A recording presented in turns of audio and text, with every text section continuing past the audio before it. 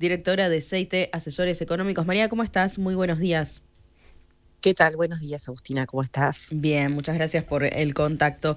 Bueno, tu primera mirada, ¿no? Porque obviamente hay muchas versiones, explicaciones y análisis respecto a la suba del dólar, a los que obviamente se suman las miradas económicas, las miradas políticas, perdón, del presidente y de Caputo.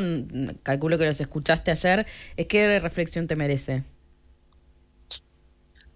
Bueno, yo diría que cuando uno analiza la economía argentina, el tipo de cambio ha sido una variable siempre muy sensible, sobre todo porque cuando uno analiza desde que arrancó el Banco Central, de los 90 años de vigencia, la mayoría de ese tiempo hubo alta inflación, o sea, Ujú. inestabilidad económica, y bancos centrales con alta inflación producto de gobiernos que tenían siempre déficit fiscal y se financiaban con emisión monetaria.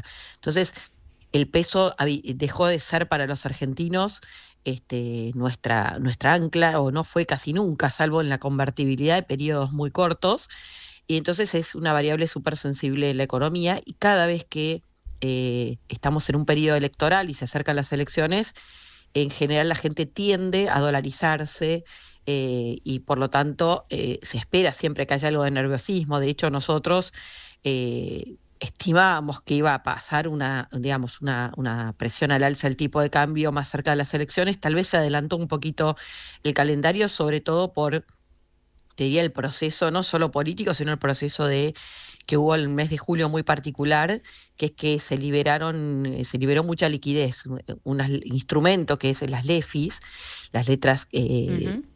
financieras que tenían los bancos para administrar su liquidez sobrante todos los días, y que lo que permitiera absorber dinero, digamos que les daba una tasa de interés.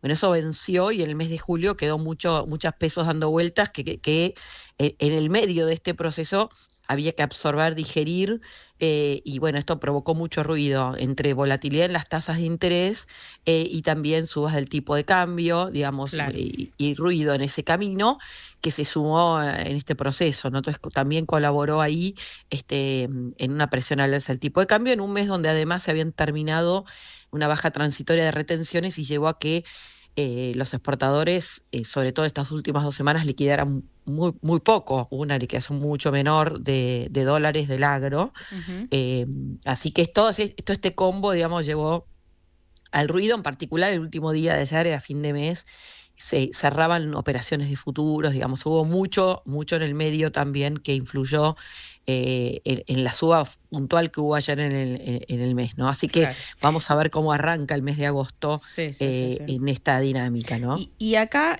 obviamente, me pregunto, y para meterme en la inflación, ¿no? ¿Qué número tienen ustedes para la inflación de julio, teniendo en cuenta el aumento? Creo que fue 13%, fue el aumento del dólar en julio en total. No me acuerdo ahora el porcentaje Sí, exacto. 13.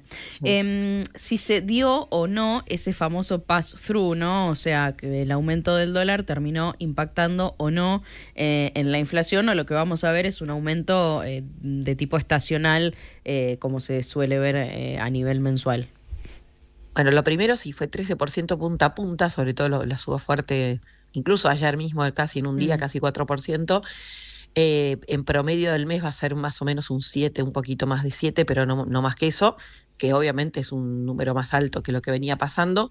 No vimos en nuestro reglamento en CIT de precios, el mes de julio nos dio una inflación para el Gran Buenos Aires de 1,9, una inflación total de Ujú. 1,9, que es 1,9, bien. comparado con el 2% que hubo el mes anterior para el Gran Buenos Aires en inflación, ya que es un poquito más bajo. Recordemos que en junio el INDEC relevó para el Gran Buenos Aires 2%, para el total país 1,6%. Esta diferencia tiene mucho que ver con qué aumentó más, si los servicios o los bienes, ¿no? Y el peso que tiene cada rubro en la canasta, en cada región. Así que cuando vemos lo que son estacionales, que en general en julio son más relevantes porque está el aumento del turismo, ¿no? La suba por las vacaciones de invierno de rubros turísticos, y también hubo una suba en las verduras, en parte por temas climáticos, y eso explicó más que nada la suba. Y en lo que es la núcleo, que es sacar los estacionales y los regulados, la inflación nos dio 1,4.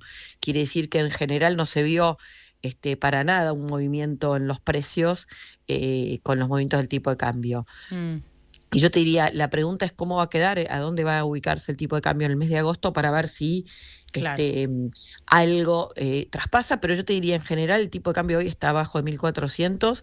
Un año atrás los tipos de cambio financieros y el blue habían tocado 1.500 y durante todo el año pasado discutíamos, había mucha expectativa en en algunos operadores de que el dólar iba a estar en ese nivel, el oficial, ya el año pasado, y por lo tanto muchos precios todavía estaban con un dólar más alto fijado. Por lo tanto es difícil saber si esto va a tener un efecto en precios relevante. mm, Puede ser que algún producto termine pasando, pero la mayoría no debería en realidad tener un efecto muy relevante, sobre todo porque, como te decía antes, muchas veces los traspasos de devaluación o de salto del tipo de cambio a precios no tenían que ver con una cuestión objetiva de costos, sino más bien con que era como el ancla para fijar precios en Argentina en contextos donde había sobrante de pesos y una inflación muy fuerte, ¿no? Y la claro. gente saliendo del peso a comprar bienes o servicios, ¿no?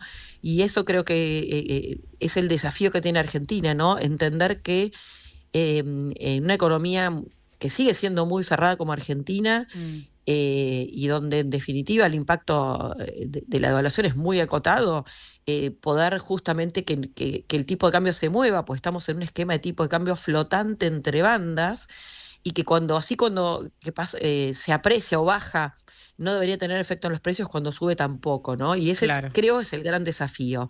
Y yo siempre cito a Brasil, a Chile, que es la economía más abierta de la región, donde muchísimos productos de bienes directamente no los produce, los importa.